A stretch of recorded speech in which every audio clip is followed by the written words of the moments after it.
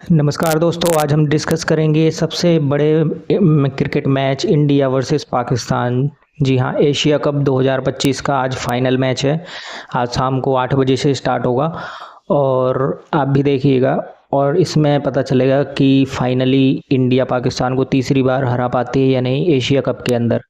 इससे पहले जो 2 मैचेस हुए हैं एशिया कप में, तो उसमें तो इंडिया ने पाकिस्तान को एक तरफ़ा ही हराया है और काफ़ी आसानी से हराया है। इंडिया की बैटिंग और बॉलिंग दोनों ने काफ़ी अच्छा परफॉर्मेंस किया था इन पिछले दोनों मैचेस में, जो अभी इंडिया वर्सेस पाकिस्तान के जो 2 मैचेस हुए थे उसमें एशिया कप 2025 में। लेकिन इसके बाद अब देखिए, फाइनल का एक अलग प्रेशर होता है। देखना होगा कि कौन सी टीम ज़्यादा अच्छे से हैंडल करती है। वैसे ऑन पेपर अगर आप देखें तो पाकिस्तान की टीम, पाकिस्तान के जो बैट्समैन हैं या बॉलर्स हैं, वो इंडियन बैट्समैन या बॉलर्स के आगे कहीं भी compete करते हुए नज़र नहीं आते हैं। जी। अभी जो पिछले 2 मैचेस हुए थे उसमें भी हमने देखा है कि पाकिस्तान के जो बैट्समैन हैं और जो बॉलर्स हैं, उनका परफॉर्मेंस इंडियन टीम के जो क्रिकेटर्स हैं, बैटर्स या बॉलर्स का हैं, तो उनसे काफ़ी ख़राब रहा है अभी तक। हाँ, एक डिपार्टमेंट आप कह सकते हैं कि जैसे फील्डिंग का जो डिपार्टमेंट है उसमें पाकिस्तान की टीम ने थोड़ा अच्छा किया है। कैचेस उन्होंने नहीं छोड़े हैं और इंडियन टीम ने काफ़ी ज़्यादा कैचेस छोड़े हैं। और अभी तक रिपोर्टों में आ रहा है कि इंडियन टीम ने जो एशिया कप में के अंदर 12 से 13 कैचेस छोड़ दिए हैं, तो ये काफ़ी ज़्यादा होता है। हालांकि जो एशिया कप के अंदर जो टीम्स थी वो इंडियन टीम के आगे काफ़ी कमज़ोर थी, इस वजह से कोई नुकसान इंडियन टीम को नहीं हुआ है। लेकिन अब फाइनल का मैच है, तो फाइनल में देखिए, अगर आप कैचेस छोड़ते हैं तो प्रेशर प्रेशर काफ़ी बनेगा।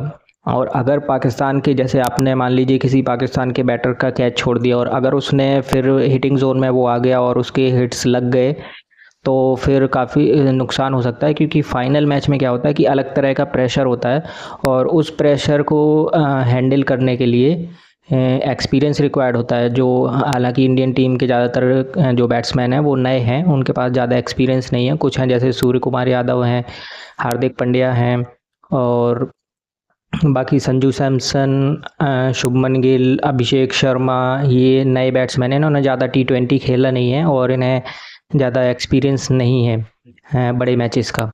तो इसी पर बात करेंगे आज। सबसे पहले हम देखेंगे कि पाकिस्तान का जो ओपनर है उसका नाम है साहिबजादा फरहान। उसने पिछले मैच में क्या किया था कि एक गन सेलिब्रेशन किया था।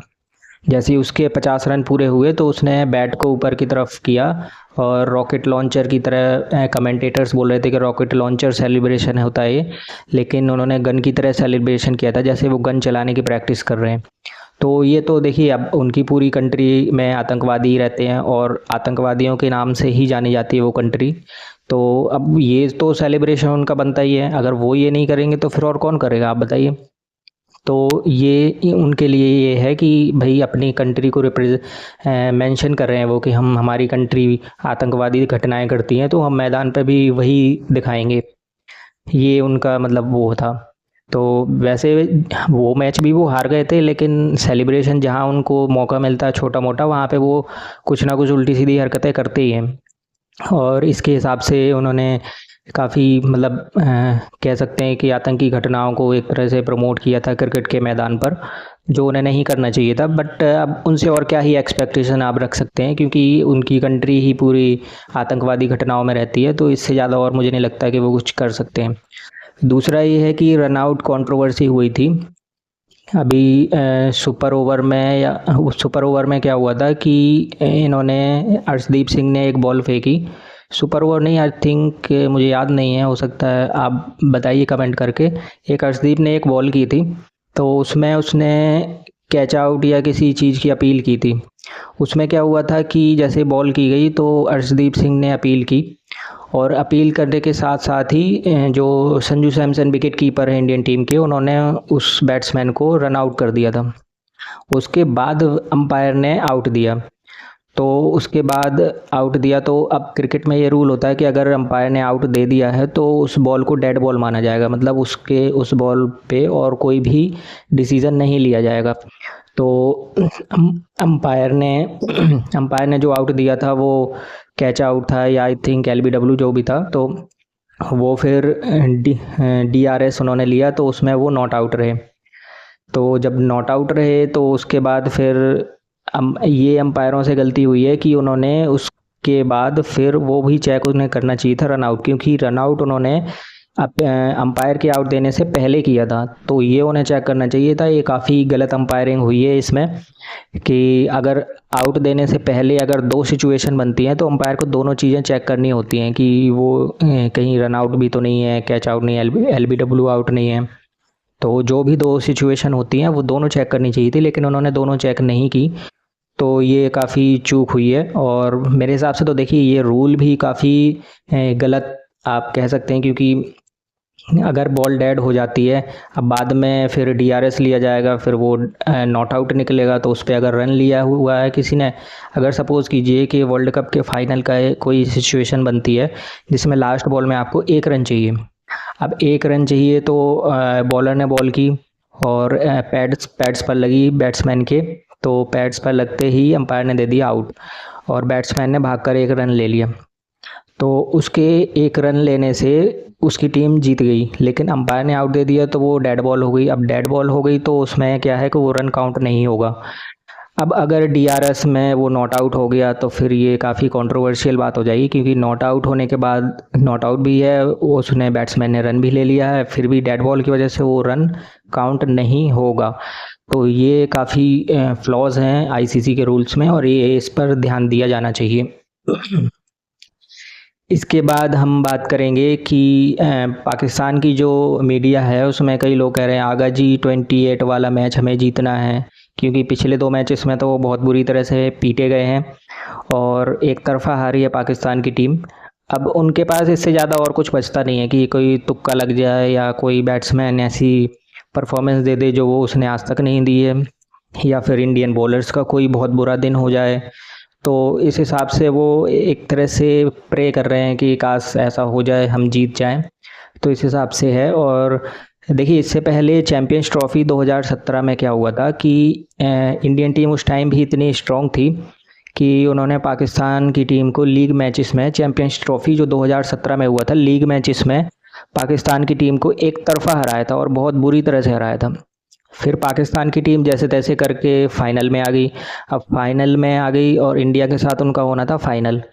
अब फाइनल मैच में क्या हुआ कि इंडिया के बॉलर्स का बुरा दिन हो गया और जो फ़खर जमान उनके वो थे ओपनर, उनको बुमराह ने आउट भी कर दिया था, लेकिन वो नो बॉल हो गई और 1-2 कैचेस और उनके शायद छूटे थे। तो इस परफॉर्मेंस की बेस पे उन्होंने 350 के आसपास स्कोर बना लिया था। फिर जब इंडियन की टीम बॉलिंग करने आई तो 350 का प्रेशर फाइनल में होता, उससे पहले हालांकि इंडियन टीम काफ़ी 350 रन काफ़ी आसानी से बना रही थी, लेकिन जो फाइनल मैच था तो फाइनल का प्रेशर अलग होता है और ICC टूर्नामेंट का फाइनल तो फिर अलग ही प्रेशर होगा। तो उसमें क्या था कि इंडियन टीम के ओपनर्स और आई थिंक 50 रन के अंदर 4 आउट हो गए थे और 75 या 74 के अंदर 5 या 6 विकेट गिर गए थे। तो ये कोलैप्स हो गया था और इंडिया की टीम फाइनल में हार गई थी। अब उस जीत को इन्होंने कम से कम 10, 12, 15 साल तक सेलिब्रेट किया और अभी तक भी करते आ रहे हैं। तो यही उनकी मतलब पर टीम को जो परफॉर्मेंस गिरने का जो रीज़न था वो मुझे लगता है कि यही रहा, क्योंकि एक ही जीत से वो काफ़ी ज़्यादा सेटिस्फाइड हो गए थे और 10-12 साल तक, अब आप समझिए कि 2017 तो 8 साल तो आई थिंक हो गए हैं, 8 साल हो गए होंगे। तो 8 साल तक उन्होंने कुछ भी ICC टूर्नामेंट नहीं जीता है और उनकी परफॉर्मेंस भी बहुत बेकार रहती है। जो ICC टूर्नामेंट्स होते हैं तो उसमें काफ़ी लीग मैच में कई बार फर्स्ट राउंड में, सेकंड राउंड में बाहर हो जाते हैं। आई थिंक 1 या 2 बार ही ये सेमीफाइनल में पहुंचे होंगे। फाइनल में 1 बार पहुंचे थे T20 वर्ल्ड कप में, उसके बाद मुझे नहीं लगता कि ये पहुंचे हैं।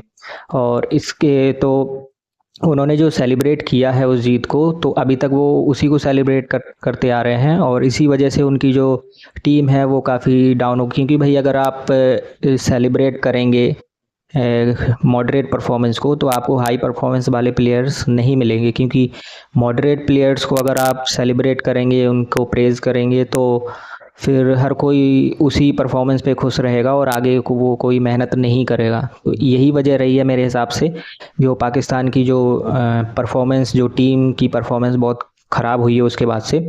हालांकि उस टाइम भी काफ़ी ख़राब ही थी, लेकिन वो फ्लूक था, या आप ये कह सकते हैं कि वो तुक्के में जीत गए थे, ऐसा कह सकते हैं आप।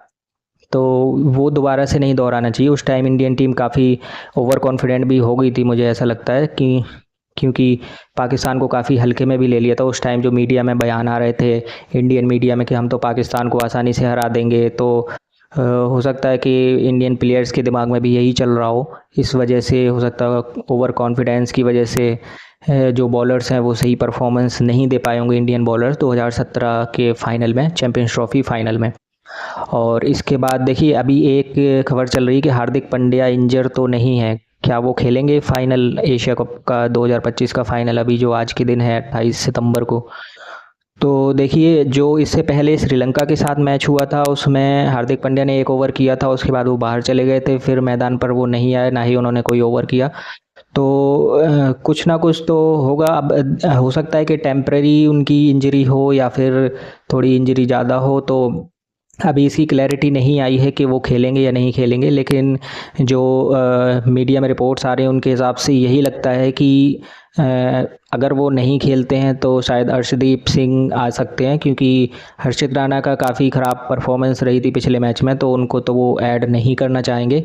अर्शदीप सिंह आ सकते हैं, और उनकी जगह पे 50-50 चांस लगता है कि हार्दिक पांड्या अगर नहीं खेलते हैं तो अर्शदीप सिंह ही आएंगे। और हार्दिक पांड्या अगर खेलते हैं तो फिर तो टीम सेम रहेगी, और विनिंग जो कॉम्बिनेशन है उनको नहीं छोड़ना चाहेगी इंडियन टीम। और जो अर्शदीप सिंह है, उन्होंने देखी डेथ बॉलिंग उन्होंने काफ़ी अच्छी की थी सुपर ओवर में। आपको याद होगा कि उन्होंने काफ़ी अच्छी परफॉर्मेंस दी थी सुपर ओवर के अंदर, सिर्फ 2 रन बनाने दिए थे उनको, और दोनों विकेट ले लिए थे 2 रन के अंदर अंदर। तो अर्शदीप सिंह एक काफ़ी अच्छी चॉइस होंगी अगर हार्दिक पांड्या नहीं खेलते हैं तो। और इसके बाद देखिए, फियर ऑफ फेलियर जो होता है वो, अब देखिए मीडिया में क्या चल रहा है कि पाकिस्तान की टीम, पाकिस्तान के जो फैंस हैं या उनके जो जो ओनर हैं, उन्होंने जो सीईओ पीसीबी के जो अध्यक्ष हैं, उन्होंने, उनकी तरफ से ऐसी बातें आ रही हैं कि आपको देखिए, अगर आप हार जाते हैं तो आप तो अभी तक 2 मैच तो हार ही गए हैं, अगर आप आगे भी हार जाते हैं तो कोई बड़ी बात नहीं होगी और कोई बड़ी प्रॉब्लम नहीं होगी उनके लिए।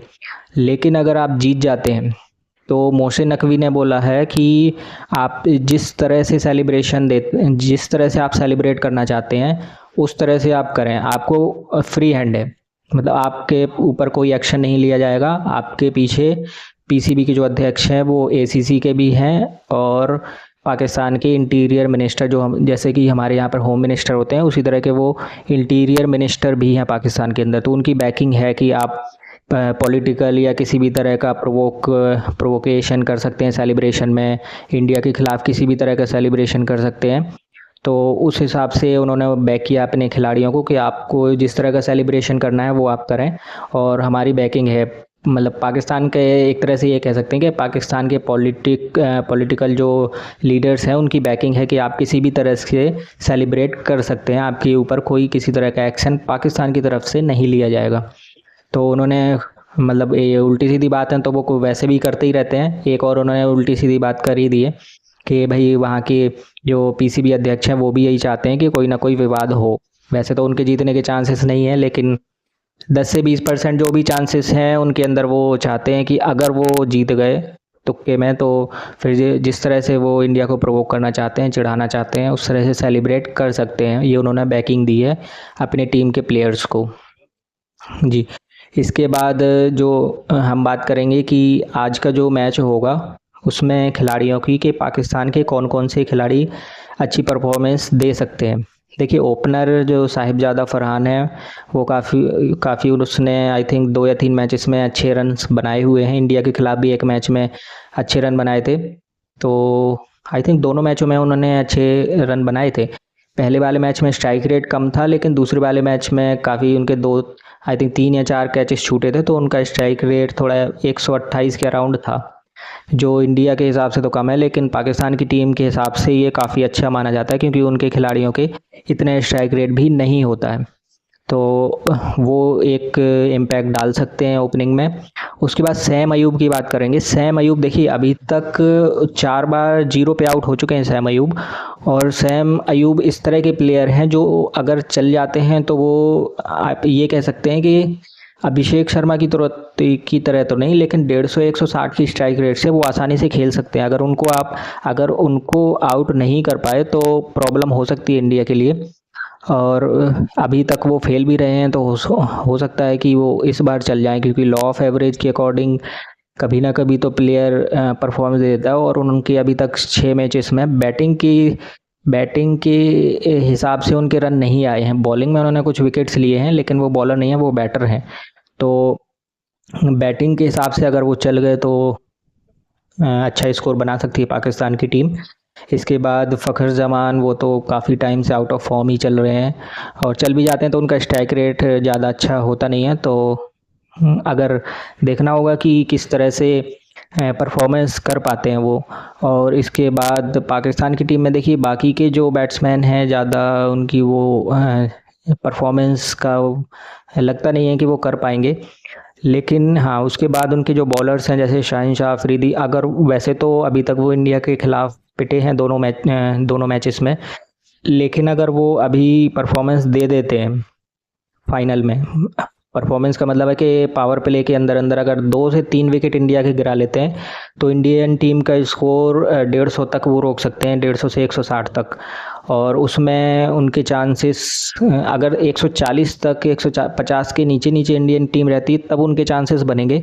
और इस 150 के ऊपर अगर इंडियन टीम का स्कोर हो जाता है तो फिर मुझे नहीं लगता कि उनके चांसेस रहेंगे जीतने के। पाकिस्तान की टीम के चांसेस फिर ख़त्म तो नहीं, और कम होते जाएंगे जैसे ही 150 के ऊपर इंडियन टीम का स्कोर जाता है। तो ये आप कह सकते हैं कि शाहिन अफरीदी और उनका जो स्पिनर है अब्रार अहमद, उसने ये 2 खिलाड़ी कुछ कर सकते हैं। अगर विकेट ले लेते हैं जल्दी तो इंडियन टीम को खतरे में डाल सकते हैं, प्रॉब्लम में डाल सकते हैं। और इंडियन टीम के अगर प्लेयर्स की बात करें तो ऑब्वियसली अभिषेक शर्मा पहले नंबर पर आएंगे। अगर वो पावर प्ले तक खेल जाते हैं पूरे तो 40 से 50 रन बड़े आसानी से वो लगा सकते हैं। और पावर प्ले में ही क्रिकेट मैच का जो डिसीज़न है वो 50% तक तो फिक्स कर देते हैं वो, अगर वो रह जाते हैं पावर प्ले तक। और अभी तक उन्होंने काफ़ी अच्छी परफॉर्मेंस दी है एशिया कप के अंदर, खास करके पाकिस्तान के ख़िलाफ़ तो उन्होंने पिछले मैच में काफ़ी अच्छे रन बनाए थे, और लगभग 200 के स्ट्राइक रेट से रन बनाए थे। इसके बाद इंडियन टीम में शुभमन गिल ने भी एक मैच में काफ़ी अच्छी परफॉर्मेंस दी है, बाकी काफ़ी मैचेस में वो भी फेल हुए हैं। सूर्य कुमार यादव अभी तक उनका फेलियर ही रहा है, अगर वो चल जाते हैं तो। इंडियन टीम की तरफ से मेरे हिसाब से मुझे लगता है कि संजू सैमसन और तिलक वर्मा इन दोनों में से कोई एक अगर चल जाता है और अभिषेक शर्मा चल जाते हैं तो इंडियन टीम का काफ़ी अच्छा स्कोर हो जाएगा। और अक्षर पटेल की भी बैटिंग से परफॉर्मेंस अभी तक नहीं आई है, तो वो भी ड्यू है, हो सकता है कि वो भी परफॉर्मेंस कर दें, तो उस हिसाब से काफ़ी अच्छा हो जाएगा। अगर अक्षर पटेल भी की अगर बैटिंग से परफॉर्मेंस आ जाती है, अच्छे रन बना देते हैं अच्छे स्ट्राइक रेट से 150 के ऊपर से, तो वो देखना होगा कि वो काफ़ी इम्पोर्टेंट रहेगा। तो जी दोस्तों, अब मिलते हैं शाम को जब इंडिया पाकिस्तान का मैच हो जाएगा। उसके बाद डिस्कशन के लिए आप लाइक कीजिए, सब्सक्राइब कीजिए और बने रहिए हमारे साथ।